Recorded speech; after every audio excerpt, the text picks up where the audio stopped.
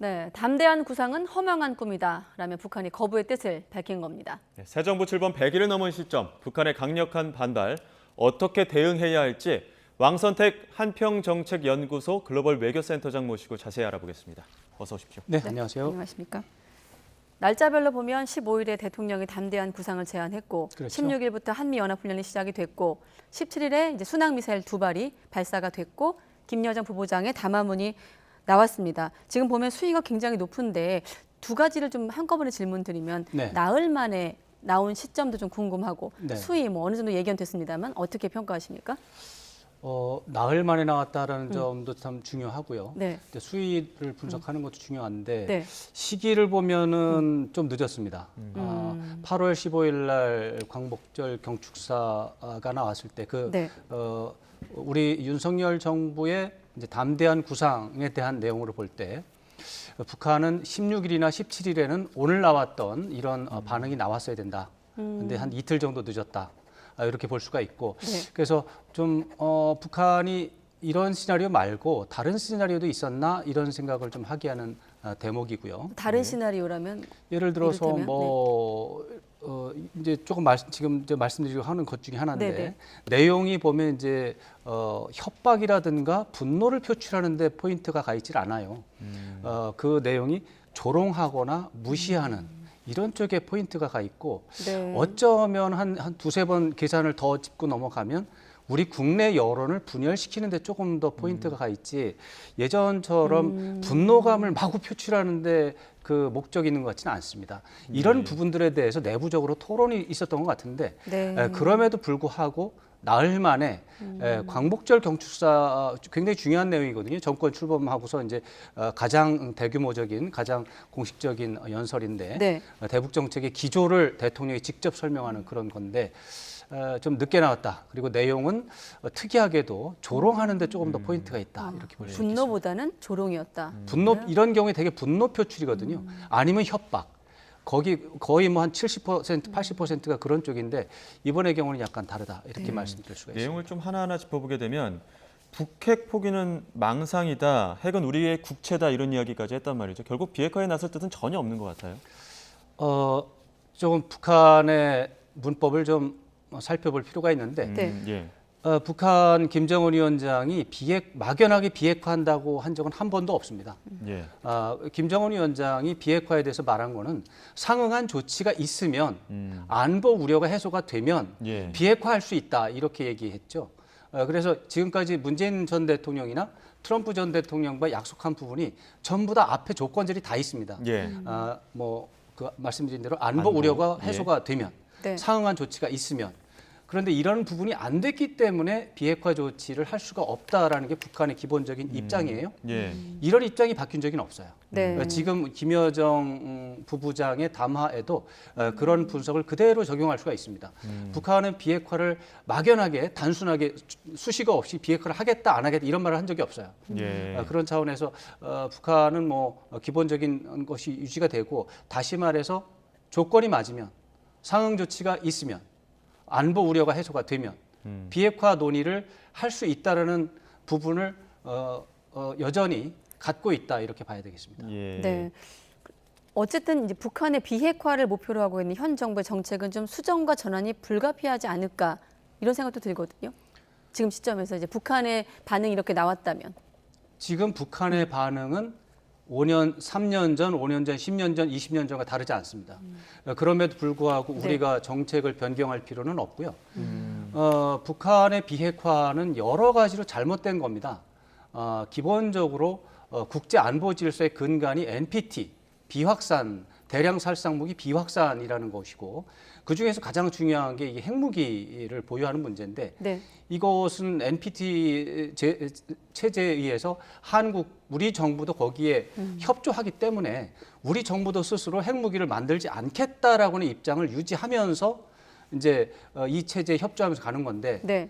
지금에 와서 그러니까 그런 거에 의해서 북한에 대해서 비핵화를 하라라고 주장을 한 건데 네. 이제 와서 북한의 비핵화를 요구하는 것을 포기한다면 지금까지 해왔던 그 모든 정책이 잘못된 것을 자인하는 것이고 그리고 앞으로 좋아질 상황도 없어요. 북한의 핵무기 보유를 인정한다고 해서 좋아질 수 있는 부분이 하나도 없어요. 예. 그런 차원에서 만약에 그런 접근법을 한다면 우리 국가 이익에 정면으로 위반하는 손실이 가는 잘못된 네. 정책이다 이렇게 말씀드릴 수 우리가 예. 지금 담대한 구상에 대한 북한의 반응을 분석하고 있습니다만 네. 역으로 담대한 구상에 대해서 한 나흘이란 시간 동안 북한이 고민했을 거라고 네네. 하셨거든요. 뭐 일부에서는 김정은 위원장의 마음을 좀 흔들어 놨다라는 뭐 표현도 있었습니다만 역으로 북한이 지금 이런 조롱 섞인 반응을 내놓는 것에 대해서 관심 끌기 전략이다 이런 표현도 있고 북한은 지금 어떤 고민을 하고 있을까요? 담대한 구상에 관심 대해서. 끌기는 제가 볼 땐 약간 뭐 방향이 좀 잘못된 게 아닌가 싶은데 네. 말씀드린 것처럼 과거 사례를 보면 한 다음 날이나 이제 바로 다음 날쯤 이틀 뒤에는 반응이 나왔어야 돼요. 예를 들어서 2019년 8월 15일에 문재인 전 대통령이 이제 평화 경제에 대한 내용을 이제 광복절 경축사에 넣었단 말이에요. 네. 그 다음 날 북한이 담아 나왔잖아요. 그게 그 삶은 소대가리 그 유명한 발언입니다. 그게 이제 바로 다음 날이거든요. 그런 식으로 북한은 윤석열 정부의 대북 정책에 대해서 다 관찰하고 있고 준비하고 있습니다. 그럼에도 불구하고 이렇게 늦게 나온 것은 말씀드린 것처럼 단순하게 분노를 표출하고 적개심을 표출하고 협박을 하는 그런 것으로 나갈 것인지 예. 아니면은 또 다른 방법이 있는지 좀 고민을 좀 했는데 결론적으로는 무시하고 조롱하는 쪽으로 예. 그런 쪽으로 좀 결정을 했고 그 결정하는데 시간이 좀 걸렸다 이렇게 네. 봐야 이 되겠습니다. 조롱조라는 그 뉘앙스가 이제 하나하나 따져보게 되면 우리 대통령에게 인간 자체가 싫다 이런 이야기까지 했단 말이죠. 그게 이제 조롱에 해당하는 구체적인 그렇죠. 내용이죠. 그렇게 하면서 절대로 우리 정부 상대하지 않겠다 이렇게 얘기를 했는데 그렇죠. 이것도 절대적이라기보다는 조건부가 따라 붙어야 된다고 보시는 물론입니다. 겁니까? 어떤 조건이 필요할까요? 기본적으로 북쪽의 기준에서 말한다면 예. 남쪽의 정부는 남북관계 개선에 대해서 의지가 있으면 좋겠죠. 그죠? 남북관계 개선에 대한 의지가 있으면 좋겠고, 예. 그리고 남쪽 정부가 가지고 있는 정책이 북한이 원하는 쪽하고 좀 더 부합하면 그러면 좋겠죠.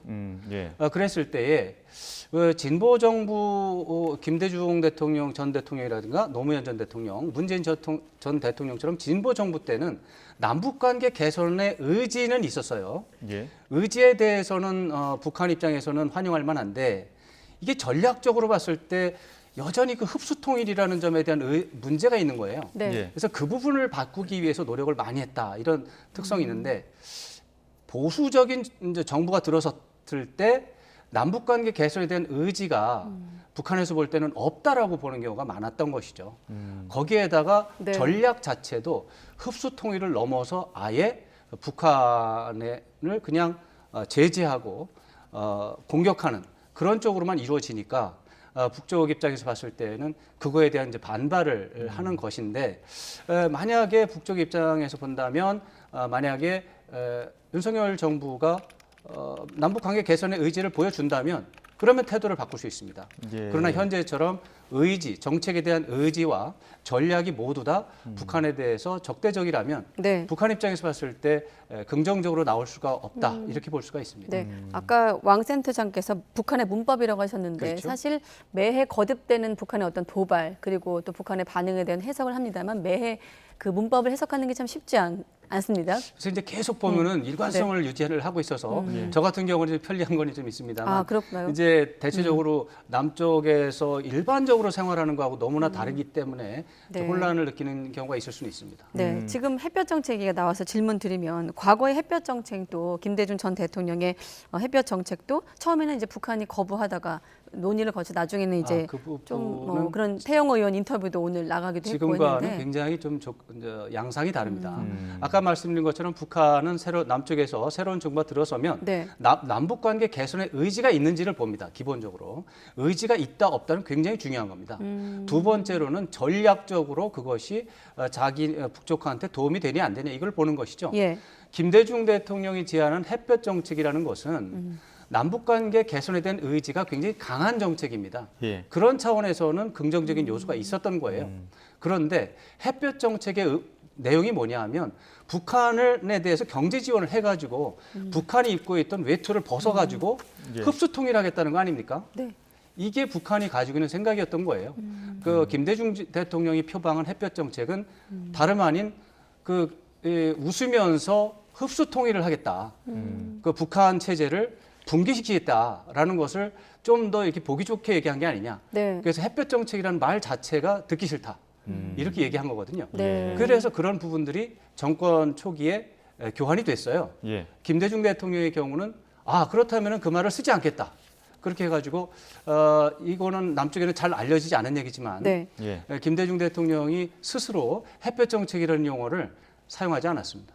아, 그렇군요. 북쪽이 너무 싫어하니까. 네. 예. 그러고 북쪽에서는 햇볕 정책을 흡수통일이라는 말에 다른 어법이라고 생각하니까 그럼 굳이 북한이 싫어하는 말을 왜 쓰냐? 내가 예. 남북관계 개선에 대한 의지를 가지고 한 얘기인데 그냥 북쪽에다가 외투 이제 경제 지원, 외투 이제 춥다고 하니 옷을 좀 주겠다고 한 거지 외투를 벗기겠다고 하는 의지는 없었다. 예. 이런 식의 접근법이었기 때문에 궁극적으로 북한이 그렇다면은 남북관계 개선에 대한 의지를 높이 사겠다 예. 이렇게 한 네. 건데 지금은 그게 아니고 전략도 북한에 대한 이제 공격이고 의지도 남북관계 개선보다는 북한을 굴복시키겠다. 이제 이런 쪽으로 가 있다라고 보기 때문에 그때랑 지금이랑 비교하는 것은 이건 번지수가 다른 거죠. 현 정부 대응과 관련해서 지금 말씀해 주셨기 때문에 지금 대통령실에서는 유감이라고 표명을 했고 또 권영세 통일부 장관은 인내심 갖고 그래도 지켜보겠다 이런 입장이거든요. 이 부분에 대해서는 어떻게 좀 대응의 변화가 필요하다고 그리고 보시는 한 겁니까? 가지 질문을 또 여기에 얹으면 김여정 부부장이거든요. 우리로 말하면 한 차관급 정도 되는데 굳이 대통령실에서까지 이 여기에 대응하는 어떤 메시지를 냈어야 되느냐라는 또 해석도 있던데 덧붙여 질문드리면요. 그 말씀도 맞는 말씀인데 김정은 국무위원장의 메신저입니다. 네. 그 외형적으로 부부장이라고 하는 직함을 가지고는 있는데 사실 그거 말고 또 국무위원회의 국무위원이라는 또 직책도 있어요. 그렇죠. 예. 그런 것도 있고 무엇보다도 김정은 위원장의 실질적인 메신저 역할을 하고 있다는 점을 샀을 때 대통령실에서 반응하는 것이 그렇게 뭐 잘못됐다 그렇게 뭐 생각할 필요는 없을 것 같고요. 네. 우리 정부는 기본적으로 이제 우리 정부라기보다는 이제 뭐 윤석열 정부의 입장이라고 봐야 되겠는데 윤석열 정부는 이미 담대한 구상이라고 하는 틀을 이미 이제 공개적으로 발표를 했습니다. 예. 북한 김여정 위원장이 이렇게 조롱 섞인 담화를 내놨다고 해서 그날 바로 정책을 변경하거나 그런 것은 제가 볼 때는 국가적인 망신이 될 수가 있습니다. 예. 네. 일단은 여러 가지를 생각해서 뭐 유감 정도의 입장 표명을 한 다음에 네. 예. 이제 혹시라도 뭐가 잘못된 게 있으면 내부적으로 뭔가 좀 고쳐서 새로운 전기를 마련하는 게 좋지 즉각적으로 정책을 입장을 변경시킬 필요는 없을 것 같습니다. 네. 그리고 오늘 김여정 부부장 담화 이후 언론도 그렇고 시청자분들도 좀 궁금하신 부분 이 부분이 아닐까 싶은데 지금 보면 우리 군이 추적한 북한의 순항 미사일 발사 지점이 틀렸다 이렇게 네. 지적을 했는데 사실 그 거리가 직선 거리로 90km 정도 네, 떨어진 네, 곳이더라고요. 어떻게 이게 다른 겁니까? 알 수 없죠. 그거는 그거 정말 알 수 없습니다. 우리 군도 수정할 생각이 없어 보이고요. 그렇죠. 이제 네. 수정할 생각이 없다 이런 네. 입장을 밝혔기 때문에 뭐 우리 합참의 입장을 저는 기본적으로 지지합니다. 그동안 여러 차례 이런 유사한 상황이 있었는데 네. 문제는 북한의 탄도미사일이나 순항미사일 또 그것과 유사한 뭐 방사포 같은 그런 발사체들의 궤적을 추적하는 데 있어서 기술적으로 100% 우리가 역량을 다 가진 게 아니에요.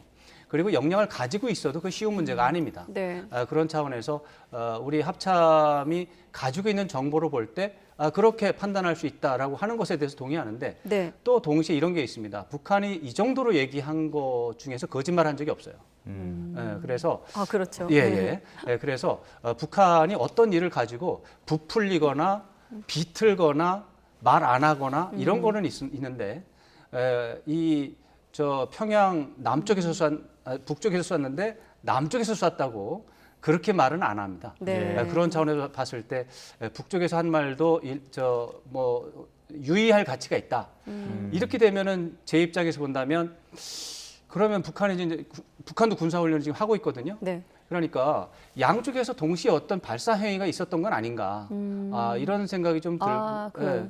어떤 그런 혼란한 상황이 있을 수도 있겠다. 그러나 제가 드릴 수 있는 말씀은 네. 저는 기본적으로 합참 입장을 지지합니다. 예.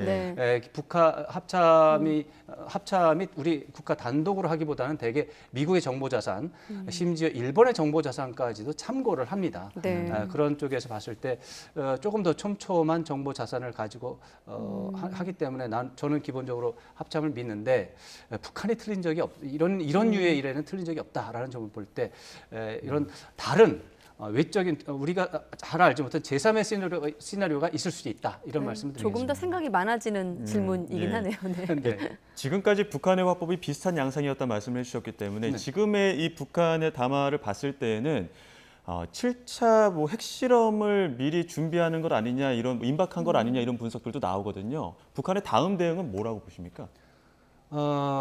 예를 들어서 담화 내용이 이제 그 분노감이나 적개심을 표출하는 데 포인트가 가 있었다. 네. 아니면 협박하는 데 포인트가 가 있었다. 아니면 경고하는 데 포인트가 가 있었다. 그러면은 이제 앞으로 이제 이 강경한 대응, 군사적인 도발적 행위 이런 것들을 예고한다. 이렇게 분석을 하겠는데 예. 지금 이게 보면 굉장히 그 모욕적이고 예. 뭐 조롱하고 이런 쪽에 포인트가 가 있어요. 네. 이거는 남쪽에 대한 이제 협박이나 이런 걸 하긴 할 텐데 조금 더 시간을 두고 천천히 간다. 예. 이렇게 좀 볼 수가 있겠습니다. 그래서 좀 긴 흐름을 갖고 예를 들어서 8월 한미연합 군사 훈련을 보고 거기에 대한 반발에 해당하는 어떤 조치를 하고 거기에 대해서 이제 한국 정부가 어떻게 나오는지 그랬을 때 북한이 제일 좋은 거는 아까 말씀드린 것처럼 남북 관계 개선에 대한 의지가 있는 쪽으로 이 윤석열 정부가 좀 변하면 좋겠다. 아주 그 속되게 말하면 길을 들여서 이제 북쪽이 원하는 쪽으로 좀 끌어당기는 거죠.